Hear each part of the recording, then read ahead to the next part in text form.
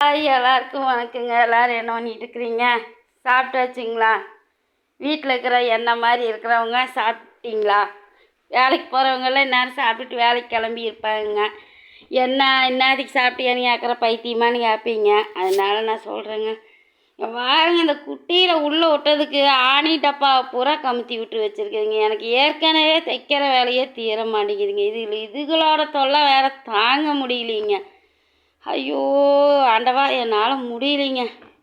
யாராவது இந்த குட்டியை வேணும்னா சொல்லுங்க, கொடுத்துட்றேன். என்னென்ன அநியாயம் பண்ணி வச்சுருக்கு தெரியுங்களா? ஐயோ, சந்தைக்கு போயிட்டு வந்த வழியில் இந்த எலி வண்ண வேலை பையவே கடித்து ஓட்ட பண்ணி தக்காளி, உருளைக்கிழங்கு, கத்திரிக்காய் எல்லாம் தூக்கிட்டு போயிடுச்சுங்க. காலையில் வாக்குறங்கெல்லாம் எடுத்து வைக்கலான்னு வாக்குறேன், ஒன்றுமே இல்லைங்க. ஒரு 2-3 உருளைக்கிழங்கு தான் இருக்குதுங்க. தக்காளி ஏதோ கவரில் ஓட்டு கட்டினதுனால ஒரு ஓட்ட ஒரு 5-6 வாரத்தை மட்டும் எடுத்துகிட்டு போயிருக்க மாட்டிருக்குதுங்க. தொல்லையே தாங்க முடியலைங்க எங்கள் வீட்டில். அப்புறம் என்னங்க ட்ராமா ஃபேமிலி அழுகுறீங்க?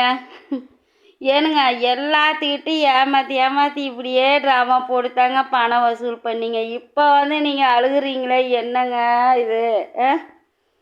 யாருக்குமே உண்மையாகவே இருக்க மாட்டீங்களா சொல்லுங்க? எல்லாத்துக்கும் வந்தவங்க, சப்போர்ட் பண்ணி வந்தவங்க அத்தனை பேர்த்துக்குமே நீங்கள் உண்மையாகவே இல்லைங்க. அதாங்க கடைசியாக நீங்கள் நம்பி போனவங்க உங்களுக்கு உண்மையாக இல்லாமல் பண்ணி விட்டாங்க. ஏங்க இப்படி எல்லோரும் மாற்றி மாற்றி அட்ரோலியம் பண்ணிக்கிட்டு இருக்கிறீங்க சொல்லுங்க?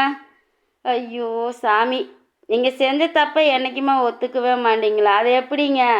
அவங்கள மாதிரியே அவங்க ஜாடையில் அவங்கள மாதிரியே அவங்க பேர்லேயே ஒருத்தவங்க வந்தாங்க, அவங்கள பேசினேன்னு சொல்கிறீங்க. என்னங்க நீங்கள்? காதில் எல்லோரும் பூவாக வச்சுக்கிட்டு உட்காந்துருக்குறோம் சொல்லுங்கள். அந்த அம்மா கேட்டாங்களா, நான் எத்தனை காது குத்திக்கிறேன் பார்த்தீங்களா, மறுபடியும் குத்துறீங்களான்னு கேட்டாங்கல்ல.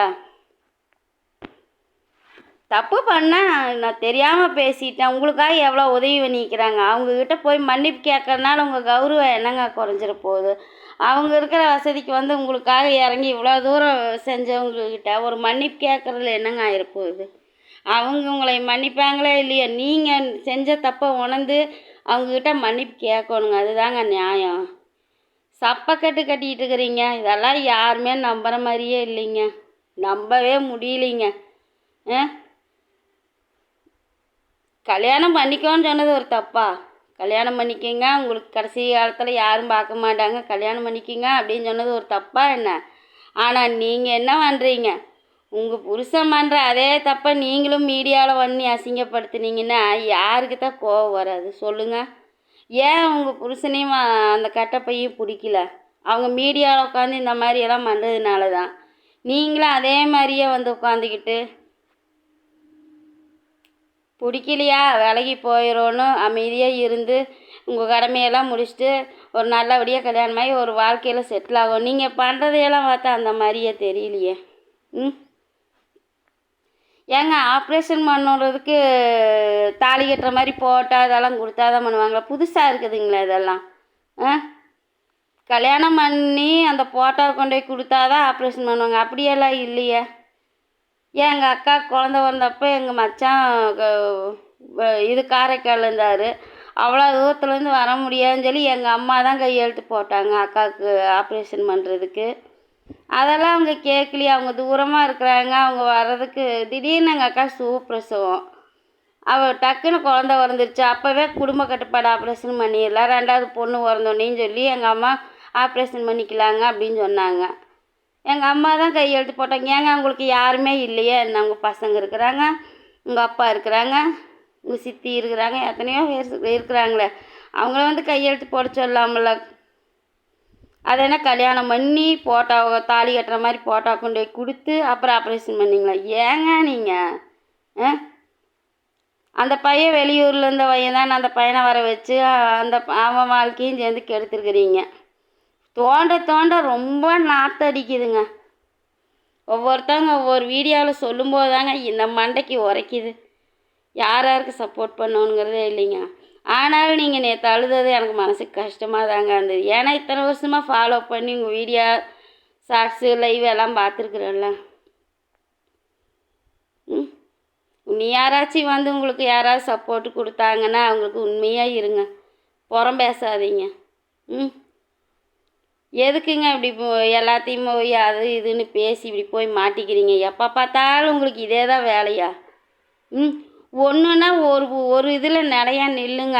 சும்மா அல்லாடாதீங்க. அதுக்கு இதுக்கு அல்லாடி அல்லாடி ஏங்க உங்கள் பேரை கெடுத்துக்கிறீங்க?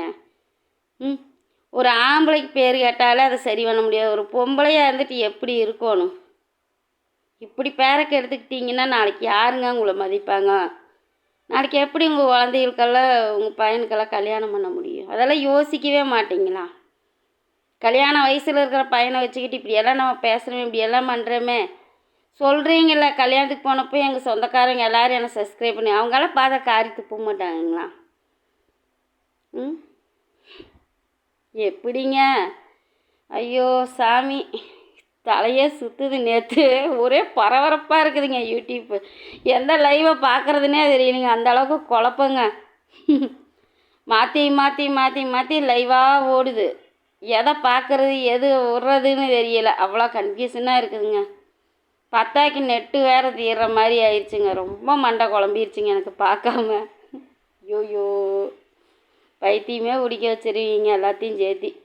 ஆனால் இதெல்லாம் ட்ராமா பண்ணுறீங்கல்ல, அது தெரிஞ்சதுலேருந்து கொஞ்சம் மைண்டு ரிலாக்ஸாக இருக்குதுன்னு வைங்களேன். முதல்ல எல்லாம் ரொம்ப ஐயோ என்னமோ ஏன் இப்படி அழுகுறாங்க பாவம் அப்படின்னு ரொம்ப மனசு கஷ்டப்பட்டுக்கிட்டு இருந்தாங்க. மக்களே யாரும் தயவு செஞ்சு இவங்களை பார்த்து நம்பி ஏமாந்துடாதீங்க. என்னங்க பண்ண முடியும் சொல்லுங்கள்? ஒருத்தவங்களுக்கு உண்மையாக இருக்கணும்.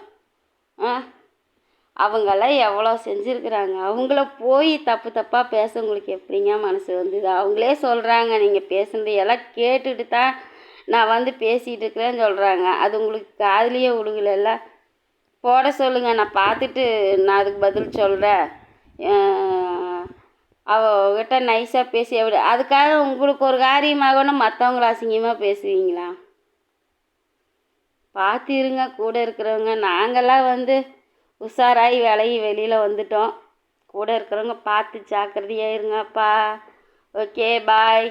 பார்க்குறீங்க ஆனால் லைக் மட்டும் போட மாட்டேங்கிறீங்க, சப்ஸ்கிரைப் பண்ண மாட்டேங்கிறீங்க. ரொம்ப மனசுக்கு கஷ்டமாக இருக்குதுங்க. ஓகேங்க பாய். இனி வந்து நம்ம ஃபீல் பண்ணியெல்லாம் எந்த வீடியோவும் போட மாட்டோங்க. சந்தோஷமாக ஜாலியாக சிரிச்சுக்கிட்டே வீடியோ போட்டுக்கலாங்க. அப்புறம் வெளியில் நாளைக்கு எங்காவது கோயிலுக்கு போகலான் இருக்கிறேங்க. இன்றைக்கி இந்த வேலையை நைட்டுக்கு வெடிய வரைக்கும் ஆனாலும் சரிங்க உட்காந்து வேலையை முடித்து அந்த அண்ணனுக்கு கொடுத்துட்டு போகலான் இருக்கிறேங்க. பார்ப்போங்க. ஓகேங்க பாய். அப்படி போயிட்டு வந்து நான் வீடியோ போடுறேங்க. எனக்கு சப்போர்ட் கொடுங்க. எனக்கு ஐயங்கோயில் வீடியோ போட்டேங்க. கொஞ்சம் பேர் தாங்க பார்த்துருக்குறாங்க. அவங்க லைக்கும் கொஞ்சம் தாங்க எனக்கு பிடிச்சவங்க போட்டிருக்குறாங்க. நான் பாருங்க, நான் வீடியோவை கோயிலுக்கு போன வீடியோ போடலைன்னா ஒவ்வொன்றா நான் ஷார்ட்ஸ் வீடியோவில் தாங்க ஒவ்வொன்றா பிச்சு பிச்சு பிச்சு பிச்சு போட்டு விட போகிறேன். ஐயங்கோயில் வீடியோவை பாருங்கள். அது ஓடத்தாங்க ஏதோ கொஞ்சம் பேர் பார்க்குறாங்க. வீடியோ போட்டால் ரொம்ப கம்மியாக தாங்க பார்க்குறாங்க. ஓகேங்க பாய். பாய் பாய் பாய் பாய்.